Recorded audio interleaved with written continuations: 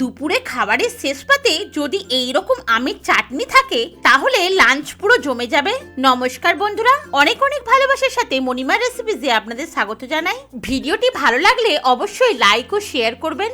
আর আপনি যদি আমার নতুন বন্ধু হয়ে থাকেন তাহলে চ্যানেলটিকে সাবস্ক্রাইব করে পাশে থাকা বেল আইকনটিকে প্রেস করে অলে সেট করে দিয়ে বন্ধু হয়ে সবসময় পাশে থাকার অনুরোধ রইল। চলুন দেখে নেওয়া যাক।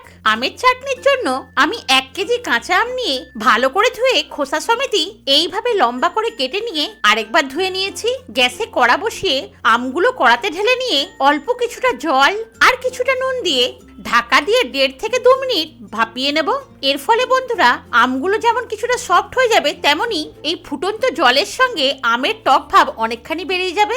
দেখুন বন্ধুরা, আমগুলো অনেকখানি সফট হয়ে গেছে, কিন্তু বেশি সেদ্ধ করব না। এবার গ্যাস বন্ধ করে দিয়েছি বন্ধুরা, আর ঢাকা দিয়ে 1 মিনিট রেখে দেব যাতে আমগুলো আরো কিছুটা সফট হয়ে যায়। এবার গ্যাসে কড়া বসিয়ে নিয়েছি একটা শুকনো লঙ্কা, 1 চামচ 5 ফোড়ন, 1/2 চামচ মৌরি আর 1/2 চামচ জিরে। এগুলো হালকা করে ভেজে নেব।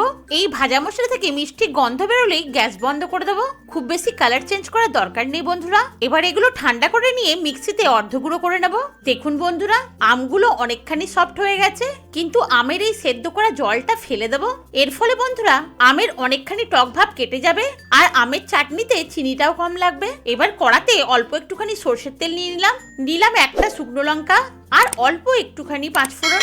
ফোড়নটা হালকা ভেজে নিয়ে ভাপিয়ে নেওয়া আমটা ঢেলে দেবো আর 1 মিনিট ফোড়নের সঙ্গে হালকা করে ভেজে নেব।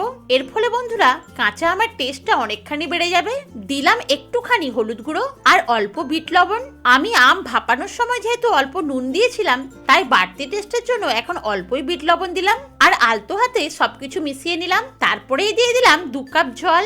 বন্ধুরা আমি জলটা একটু বেশিই দিলাম, কারণ আমি একেবারে অনুষ্ঠান বাড়ির মতোই আমের চাটনি করার চেষ্টা করছি। আপনারা চাইলে একটু কমও জল ব্যবহার করতে পারেন। এবার সবকিছু মিশিয়ে নিয়ে একটু ফুটতে দিলাম। ভালোভাবে ফুটে উঠলেই দিয়ে দেবো 1 কাপ চিনি। বন্ধুরা যেহেতু আম ভাপিয়ে নিয়ে জলটা ফেলে দিয়েছি, তাতে আমের টক ভাব অনেকখানি কমে গেছে। তার ফলে 1 কাপ চিনিতেই আমের চাটনিটা খুব ভালোই মিষ্টি হয়েছে, কিন্তু আপনারা আপনাদের আন্দাজ মতোই চিনি দেবেন। এবার ভালো করে আমটা ফুটিয়ে নেব, যাতে করে প্রতিটি আমের পিস ভালোভাবে মিষ্টি অ্যাবজর্ব করে সুস্বাদু আমের চাটনি তৈরি হয়। বন্ধুরা জলটা অনেকখানি শুকিয়ে গেছে, ঠান্ডা হলে আরেকটু ঘন হয়ে যাবে। দেখুন বন্ধুরা ভাজা মশলাটা আমি অর্ধ গুঁড়ো করে নিয়েছি। এবার বেশ কিছুটা এর মধ্যে ছড়িয়ে দিলাম, বাকিটুকু বন্ধুরা পরের বার চাটনিতে ব্যবহার হয়ে যাবে। এই ভাজা মশলাটা বন্ধুরা চাটনির স্বাদ আর গন্ধ 10 গুণ বাড়িয়ে দেয়। এবার খুব ভালোভাবে মিশিয়ে আরেকবার ফুটতে দেবো। খুব ভালোভাবে ফুটে গেছে বন্ধুরা। দেখুন বন্ধুরা প্রতিটি আমের পিস গোটা গোটাই আছে, আর দেখে বুঝতেই পারছেন কতটা রসালো হয়েছে। আমের চাটনি আমার পুরোপুরি তৈরি। এবার অন্য পাত্রে ঢেলে নিলাম। ভিডিওটি কেমন লাগলো কমেন্টে অবশ্যই জানাবেন।